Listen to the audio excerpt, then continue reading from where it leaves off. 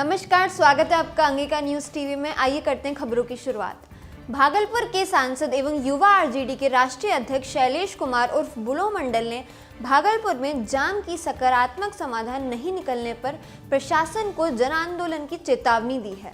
जाम की समस्या को लेकर उन्होंने कहा कि 3 दिनों में जाम से निजात नहीं मिला तो आरजेडी के कार्यकर्ता सड़क पर उतरेंगे। गवर्नमेंट के स्तर से जब तक बड़ा निर्णय नहीं होगा तब तक जाम से मुक्ति भी नहीं हो सकता है।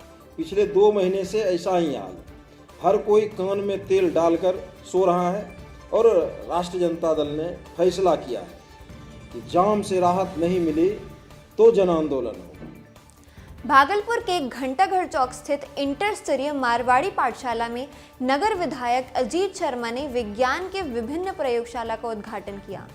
इस दौरान विधायक ने स्कूल परिसर में पौधारोपण किया और नियमित रूप से स्कूल आने वाले छात्र छात्राओं को पुरस्कृत भी किया। भागलपुर जिला परिषद कार्यालय में पार्षदों ने जमकर तोड़फोड़ की। दरअसल यहां जिला परिषद अध्यक्ष के खिलाफ अविश्वास प्रस्ताव पर विशेष बैठक बुलाई गई थी, लेकिन 31 में से 11 जिला पार्षद ही मीटिंग में पहुंचे, जिससे मीटिंग को रद्द कर दिया गया।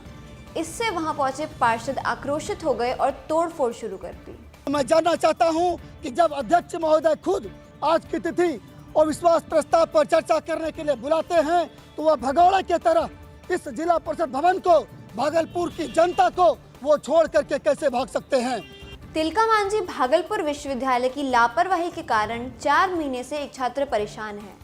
Munger RD and DG college के एमकॉम के छात्र शशांक रंजन 4th सेमेस्टर में 1 अंक से फेल हो गए।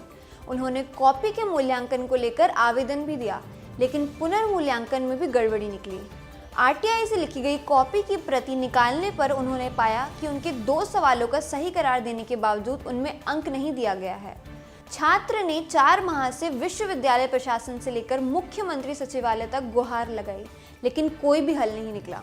2014-16 सत्र के चतुर्थ सेमेस्टर के परीक्षा फल में अनियमितता हुई है। इसमें जो है फिनांस के बहुत सारे छात्रों को फेल कर दिया गया है, जिससे छात्रों को परेशानी हो रही है। और उसके बाद जब छात्रों ने पुनर्मूल्यांकन के लिए आवेदन दिया तो पुनर्मूल्यांकन के नाम पर सिर्फ छात्रों को गुमराह किया गया।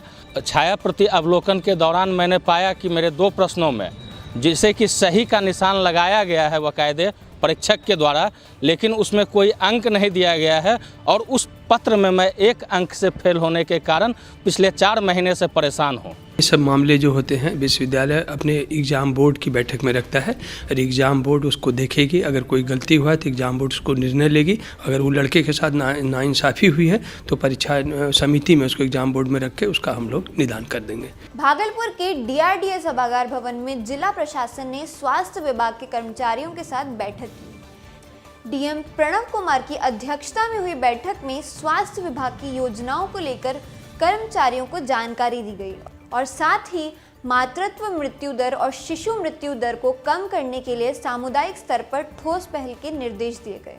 भागलपुर कजरैली के सिमरिया में बम विस्फोट से एक ट्रक के खलासी का हाथ उड़ गया, जिससे वह बुरी तरह घायल हो गया। घायल मोहम्मद चांद का कहना है कि रास्ते में स्टील नुमा डिब्बा देख उसने वो उठाया और उठाते से ही डिब्बा तेज आवाज के साथ फट गया। भागलपुर डीआरडीए परिसर स्थित विकास आयुक्त कार्यालय में जिले के विभिन्न विभागों में चल रही योजनाओं को लेकर बैठक हुई। ये बैठक डीडीसी सुनील कुमार की अध्यक्षता में हुई, जिसमें तकनीकी पदाधिकारियों ने हिस्सा लिया। इस बैठक में डीडीसी ने सभी विभाग की योजनाओं की समीक्षा की।